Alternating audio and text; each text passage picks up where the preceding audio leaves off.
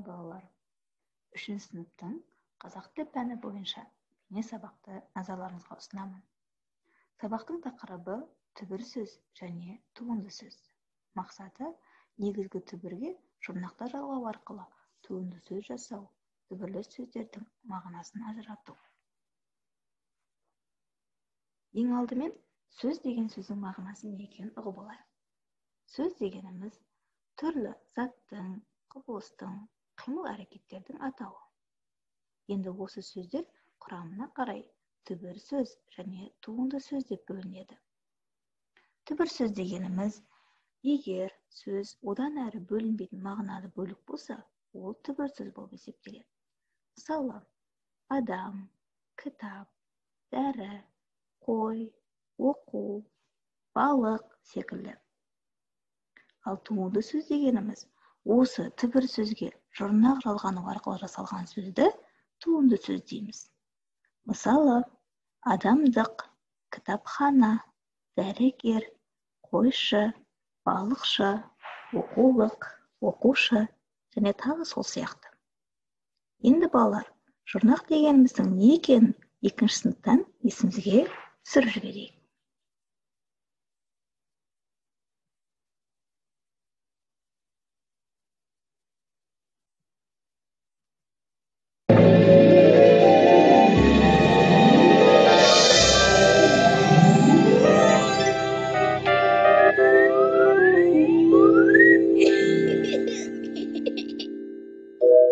Ай мектеп.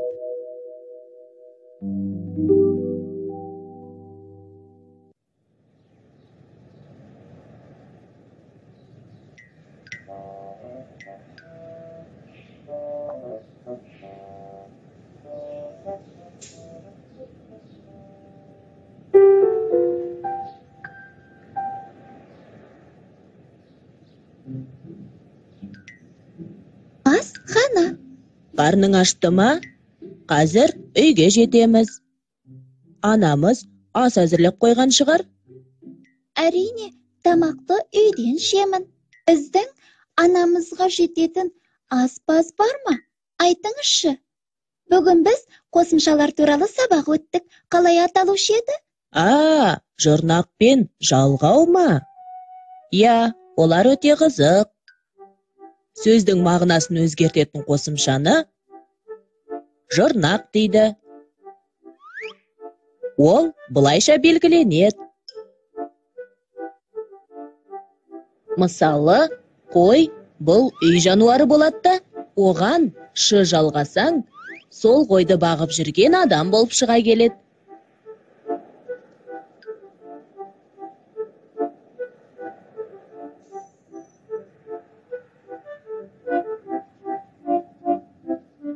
Дәрі қана.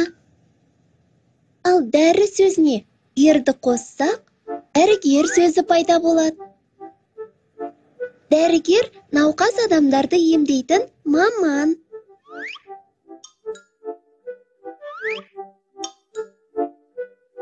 Осындай жұрнақтар арқылы пайда болған жаңа сөзді туынды сөз дейміз. Сонда, осылардың бәрі жаңадан туған сөздер ме? Иә, бірақ туған емес, туынды сөз. Кейбір қосымшалар жаңа мағына тудырмайды. Олар жалғау деп аталады. Оларды былайша белгілейді. Мысалы, асқа қа, дәрінің нің, ағаштар тар, жапырақты т қосымшалары жаңа мағына тудырмайды.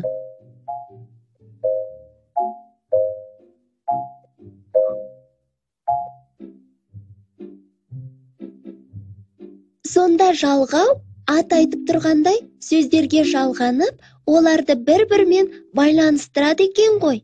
Мысалы, көлікке отыр. Иә, солай. Сондай-ақ жалғаулар жұрнақтардан кейін жалғанады. Мысалы, дәрігердің деген сөзде дәрі түбір, гер жұрнақ, дің жалғау. Балықшылар деген сөзде балық түбір, ш. Жырнақ, лар, жалғау.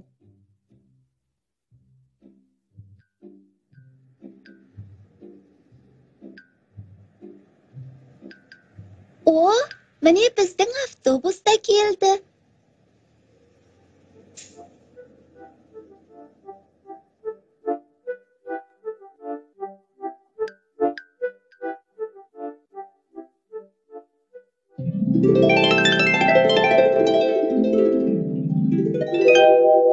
Қайталайық. Жырнақ пен жалғау. Жырнақ түбірдің мағынасын өзгертетін қосымшаның түрі. Жырнақтар арқылы пайда болған жаңа мағыналы сөзді туынды сөз деп атайды. Мысалы, аспаз, дәрігер, қойшы. Түбірдің мағынасын өзгертпейтін, сөз бен сөзді байланыстыратын қосымшаның түрі жалғау деп аталады. Мысалы, асқа шақыру, дәрінің пайдасы, қойды бағу. Түбір сөзге жырнақ та жалғау да жалғанады. Жырнақ бұрын, жалғау жырнақтан соң келеді.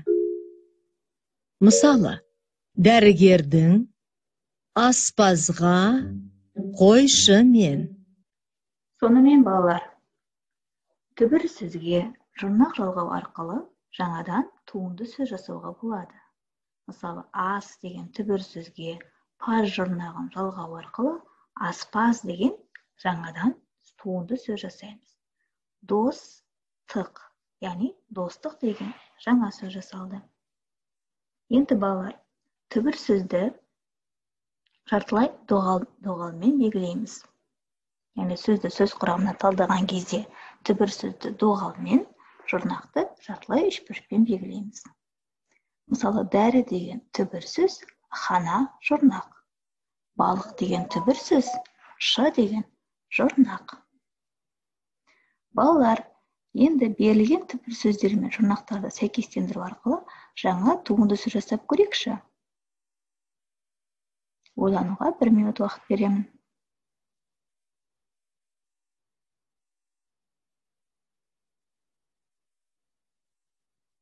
Әрине балалар, сурет деген түбір сөзге ш деген жырнақты жалғау арқылы суретші туынды сөзін жасаймыз.